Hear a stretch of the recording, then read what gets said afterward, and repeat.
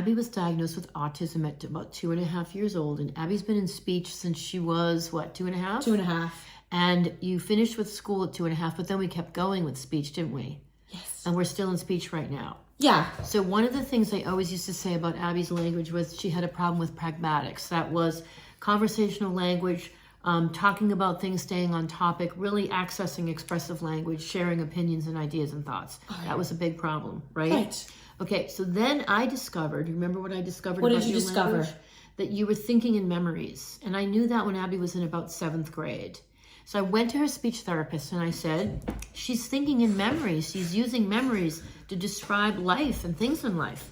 So I came up with the idea to do a visual dictionary. And here's our example. This is my original artwork that I did when Abby was in 7th grade. 8th grade. 8th grade. Okay.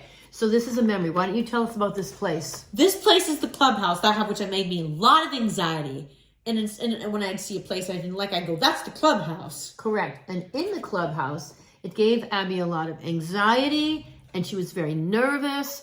And anytime she felt upset, she would say, that's the clubhouse. And she was using the clubhouse as a term instead of saying, I feel anxious or I'm scared or I'm uncomfortable. And so I did this just instinctually to try to see if I could help her bridge the language, right? So these are pictures of kids having a hard time, and that's Abby right there. And these are the behaviors she's talking about. And I put the descriptive language down at the bottom so she could see it. Okay, Come to find out, what are we doing now in speech? What's it called? Gestalt language, brain, and memory therapy. Correct. And I found out from TikTok that Gestalt language processing was a thing. And this is a way that people access language in chunks or through lived experience. And that's what it is. And that's what you have. So now we're sort of working on speech from the Gestalt language processing point of view. Let's talk about what this is now. This is the visual dictionary of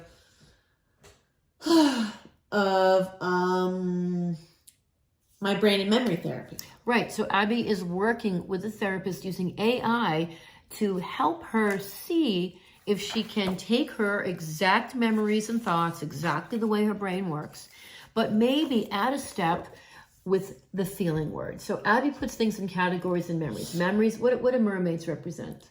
Good things, and they're eating chocolate because I love mermaids and I love chocolate. Those are two good things. So that memory, those images come into Abby's head before words do.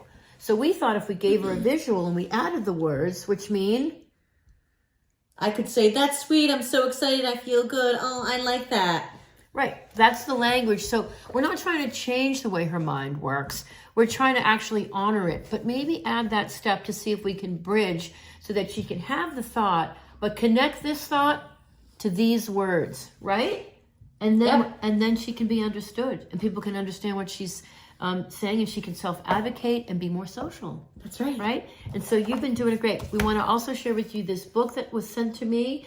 This is available on Amazon. It's a very general guide that talks about the Gestalt language processor. It might be of value to sit down and read about it and say, hey, my loved one does that same thing with language. Maybe this will help me. Yeah. How do you feel today with your language? Amazing. That's why I've always wanted to be an adult, because I knew I'd have more language. You did. She used to say that when she was young. She said, I can't wait to be an adult because I really want to be an adult right now. I wish I was an adult right now. You would say that when you were like 6 and 7 and 8, right? Yeah. And she knew that, but she's really done the work, and she's worked really hard to access language. That's why I associate adults as good and kids as bad. Right. Right there, there's another category. So that's why I say that kids are in special ed, adults stay home and go swimming. Because special ed was hard for you, and being a kid was hard for you. Yeah. But being an adult is good, and swimming is good. Mm-hmm. So that's the kind of categorization and the reference point to well, and I also say that adult women are mermaids. Because adults are good and mermaids are good, right? But yeah. we're going to take those things, you're going to have those images, but instead you're going to say, I'm so happy, or that's so good, happy, I'm excited. so good. Right? Yeah. You cool with it? Yeah.